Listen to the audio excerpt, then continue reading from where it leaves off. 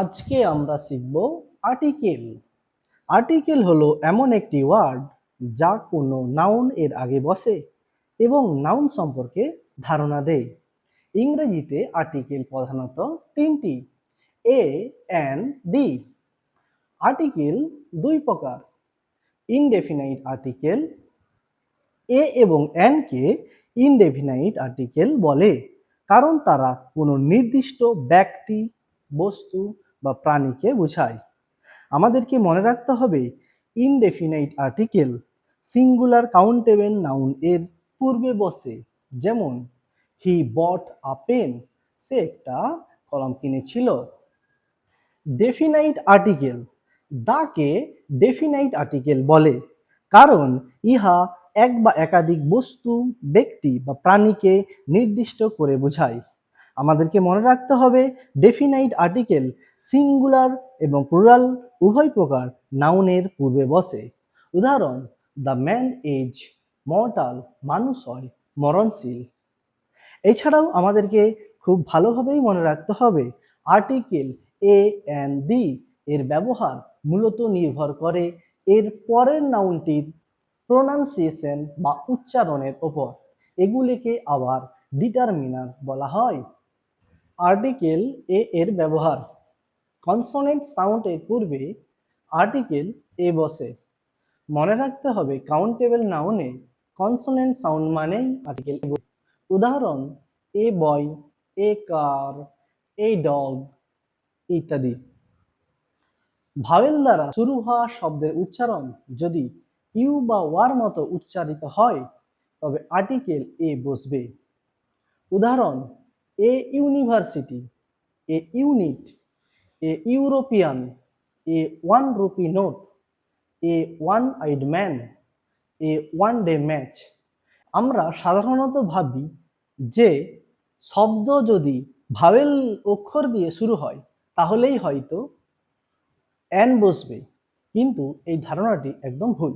কারণ আমরা যদি এখানে লক্ষ্য করি যে ইউনিভার্সিটি, এখানে প্রথম লেটারটি ইউ অর্থাৎ ভাওয়েল, কিন্তু যেহেতু উচ্চারণ ইউ এর মতো হয়েছে তাই এখানে আর্টিকেল হিসাবে এ বসেছে। আবার যদি দেখি যে ইউরোপিয়ান, এখানে প্রথম লেটারটি ই, সেটি কিন্তু ভাওয়েল, কিন্তু উচ্চারণ যেহেতু ইউ হয়েছে তাই এখানে আর্টিকেল এ বসেছে। আবার যদি দেখি এ ওয়ান আইড ম্যান, এখানে ওয়ান এর প্রথম লেটারটি ও অর্থাৎ ভাওয়েল, কিন্তু এর উচ্চারণ যেহেতু ওয়া এর মতো হয়েছে তাই এখানে আর্টিকেল হিসাবে এ বসেছে। আর্টিকেল এন এর ব্যবহার: সিঙ্গুলার কাউন্টেবল নাউনের প্রথম বর্ণ যদি ভাওয়েল দিয়ে শুরু হয় তাহলে আর্টিকেল হিসাবে এন বসে। যেমন an egg, an idiot, an ant ইত্যাদি। প্রথম লেটার কনসোনেন্ট দিয়ে শুরু হওয়া সত্ত্বেও ভাওয়েল সাউন্ড উচ্চারিত হলে আর্টিকেল এন বসে। যেমন অ্যান এম এ, এখানে আমরা যদি এম এ উচ্চারণ করি এম, ভাওয়েল সাউন্ড উচ্চারিত হচ্ছে। An L L B, L vowel sound উচ্চারিত হচ্ছে তাই এন বসেছে। An S D, S vowel sound উচ্চারিত হচ্ছে তাই আর্টিকেল হিসাবে এখানেও এন বসেছে। এইচ দিয়ে শুরু হওয়া শব্দে এইচ উচ্চারিত না হয়ে ভাওয়েল সাউন্ড উচ্চারিত হলে আর্টিকেল হিসাবে এন বসে। যেমন an hour, an honest man ইত্যাদি। দা এর ব্যবহার: কোনো জাতির নামের আগে দা বসে। The French, the Indians. দিকের নামের আগে দা বসে। দ্য নর্থ, দ্য ওয়েস্ট ইত্যাদি। বাদ্যযন্ত্রের নামের আগে দা বসে। The guitar, the violin. গুরুত্বপূর্ণ ঐতিহাসিক ঘটনার আগে দা বসে। The French revolution. বিশেষ কিছু স্থানের আগে দা বসে। The USA, the UK, the Sudan ইত্যাদি। প্রপার নাউন যদি কমন নাউনের মতো হয় তখন দা বসে। Kalidas is the Shakespeare of India. সম্প্রদায়ের নামের আগে দা বসে। দ্য হিন্দুস, দ্য মুসলিমস ইত্যাদি। পদবীর সাহায্যে পরিবার বা বংশকে বোঝাতে দা বসে। যেমন দ্য গান্ধীজ, গান্ধী পরিবার। সমগ্র একটা জাতি বা শ্রেণী বোঝাতে দা বসে। দা ডগ, দা কাউ। পৃথিবীতে একটি আছে এমন কিছু বোঝাতে দা বসে। দা সান, দা মুন। কোনো অ্যাডজেক্টিভ যদি কোনো শ্রেণীকে বোঝায় তখন দা বসে। The rich, the poor.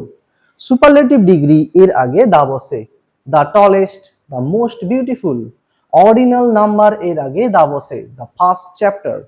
নদী, সাগর বা সমুদ্র, পর্বতমালা, উপসাগর, দ্বীপপুঞ্জ বা মরুভূমির নামের আগে দা বসে।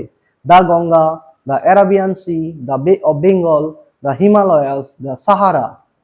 ট্রেন, জাহাজ, বিমান, মহাকাশযান নামের আগে দা বসে। দা টাইটানিক, দা রাজধানী এক্সপ্রেস। জনপ্রিয় স্থাপত্য বা স্মৃতিসৌধের নামের আগে দা বসে, যেমন the Taj Mahal, the Victoria memorial. खत्म। Bye bye, tata, goodbye, गया।